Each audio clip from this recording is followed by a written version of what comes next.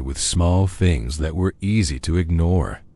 At the time, I didn't think much of it. I live alone in a small house on the edge of town, and my routine is always the same. Work during the day, home by evening, quiet nights. That's why it took me so long to realize something was wrong. The first thing I noticed was the smell. It wasn't strong, just faint, like food that had been sitting out for too long. I assumed I had forgotten to take out the trash.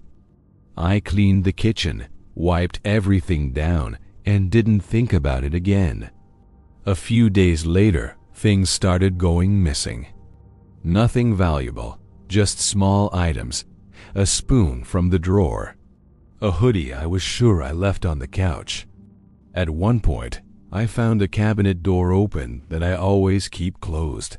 I told myself I was just tired and being forgetful. The nights were when it felt different. I would wake up sometimes and feel like something was off. Not scared, just aware.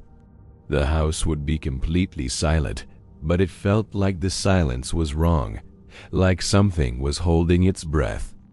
I started locking my bedroom door before sleeping, even though I didn't know why. One night, around 2 a.m., I heard a sound coming from the kitchen. It was soft, slow, like someone carefully trying not to make noise. I stayed completely still in bed, listening. The sound stopped after a few seconds. I told myself it was the house settling, but I didn't sleep the rest of the night. The next morning, I found the kitchen light on. I know for a fact I turned it off before going to bed. That's when I started paying attention. I began checking doors and windows every night. All of them were locked. There were no signs of forced entry, nothing broken. Nothing out of place, at least nothing obvious, but the feeling never went away. It felt like the house wasn't empty when I was. A week later, I came home early from work. As soon as I walked inside, I froze. There were muddy footprints on the floor. They didn't lead to the door. They led down the hallway and stopped right outside my bedroom. I called the police. They searched the house and found nothing, no one hiding, no sign of a break-in. They told me it was probably my own footprints from earlier and suggested I get some rest. That night, I didn't sleep. I set my phone to record audio and left it on my nightstand while I pretended to sleep. I don't know what I expected to catch, but I needed proof that I wasn't imagining things. The next morning, I listened to the recording. For the first few hours, there was nothing. Just my breathing, the hum of the house. Then, at exactly 3:12 a.m., I heard it. Footsteps, slow, careful, moving through my house.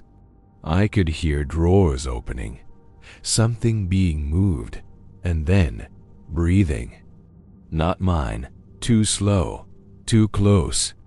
The recording ended before anything else happened. I packed a bag and left the house that same day. Before I left, I checked the attic for the first time since I moved in. I don't know why I never looked up there before. When I pulled the ladder down, my stomach dropped. There was a mattress up there, not an old one, not dusty. It looked recently used. There were food wrappers, empty water bottles, and right next to the mattress, a phone charger plugged into an extension cord.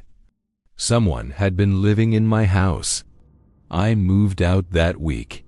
Sometimes, late at night, I still check my phone to see if I recorded anything else by accident. I don't live there anymore, but I still think about one thing I never got an answer to. If someone was living in my house, how long had they been there before I noticed?